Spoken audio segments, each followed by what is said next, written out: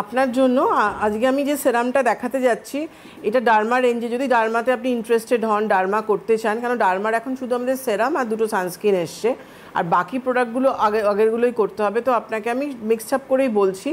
আপনি যেটা করবেন, ওশিয়া হার্বালসের পাপায়া ক্লিন যে অ্যান্টি ব্লেমিশ ফেস ওয়াশ আছে, এই ফেস ওয়াশ দিয়ে দিনে দুবার করে ফেসটা ক্লিন করুন।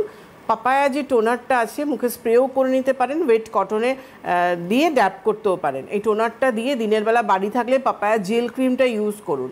বাইরে বেরোলে আপনি যেহেতু অয়েলি স্কিন আছে, আপনি ওশিয়া হার্বালসের পাপায়া জেল SPF 50 একটা SPF আমরা এনেছি, এই সানস্ক্রিনটা মেখে কিন্তু বাইরে বেরোবেন, এটা করুন। ইভিনিংয়ে যেটা করবেন, বেসেল ক্লিনজার দিয়ে ক্লিন করার পর পাপায়া সেরাম পাপায়া ক্রিমটা দিন।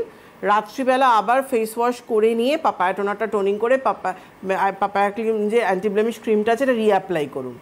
স্ক্রাবিং ইজ মাস্ট, উইকে 3 দিন আপনি পাপায়া যে স্ক্রাবটা আছে এটা উইকে 3 দিন 1 থেকে 2 মিনিট ভালো করে স্ক্রাবিং করবেন।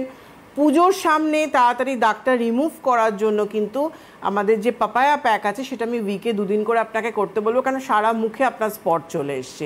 পাপায়া প্যাকটা প্রথমে papaya face wash, papaya clean anti blemish face wash দিয়ে ক্লিন করবেন, করার পর আপনি পাপায়া প্যাক লাগাবেন, 10 মিনিট রেখে হালকা হাতে রাব করে ধুয়ে ফেলে পাপায়া সেরাম পাপায়া ক্রিম, এটা পুরোটা ফলো করুন।